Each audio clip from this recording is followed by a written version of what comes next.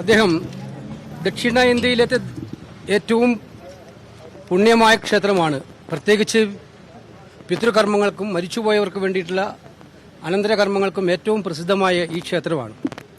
ഈ ക്ഷേത്രത്തിലാണ് കേരളത്തിൽ ആകെ രാജീവ് ഗാന്ധിയുടെ ചിതാഭസ്മം നിമജ്ജനം ചെയ്തത്. അന്നത്തെ മുഖ്യമന്ത്രിയായിരുന്ന കരുണാകരനും ശ്രീ എ കെ ആന്റണിയും കൂടെ ഒന്നിച്ച് നേതൃത്വത്തിൽ വന്ന് നിമജ്ജനം ചെയ്തു. രാഹുൽ ഗാന്ധി ഈ മണ്ഡലത്തിലാണ് മത്സരം നടത്തുന്നത്.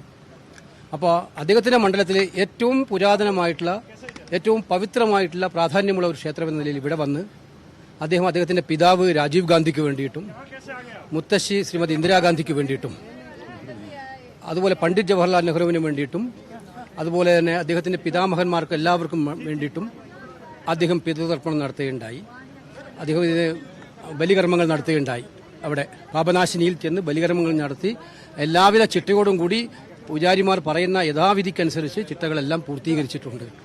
അതോടൊപ്പം തന്നെ ഇന്ത്യയിലെ ഭീകരാക്രമണത്തിൽ കൊല്ലപ്പെട്ട ഏറ്റവും ഒടുവിൽ പുൽവാമയിലടക്കം കൊല്ലപ്പെട്ട ആയിരക്കണക്കിന് ധീര ജവാന്മാർക്ക് വേണ്ടിയിട്ടും അദ്ദേഹത്തിൻ്റെതായിട്ടുള്ള മരണാനന്തര ചടങ്ങുകൾ നിർവഹിക്കുന്നതിന് തയ്യാറായിട്ടുണ്ട്.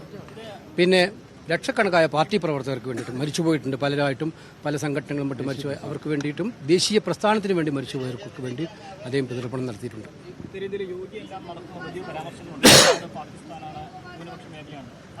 അപ്പോൾ കേരളത്തെ അവർ പാകിസ്ഥാനിൽ ചേർക്കാൻ തീരുമാനിച്ചിട്ടുണ്ടോ? കേരളം പാകിസ്ഥാന്റെ ഭാഗമാണെന്നാണോ മോഡിയും പിന്നെ അമിത്ഷായും പറയുന്നത്? ഞങ്ങൾക്ക് അറിയേണ്ട ഒരു കാര്യം മാത്രമേ ഉള്ളൂ. അപ്പോൾ കേരളം ഇന്ത്യയിലാണോ പാകിസ്ഥാനിലാണോ അവർ വ്യക്തമാക്കട്ടെ.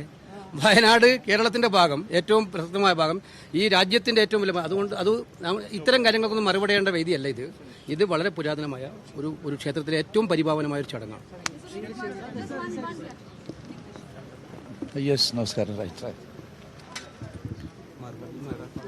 രാഹുൽ ഗാന്ധിയുടെ ക്ഷേത്ര ദർശനത്തെക്കുറിച്ച്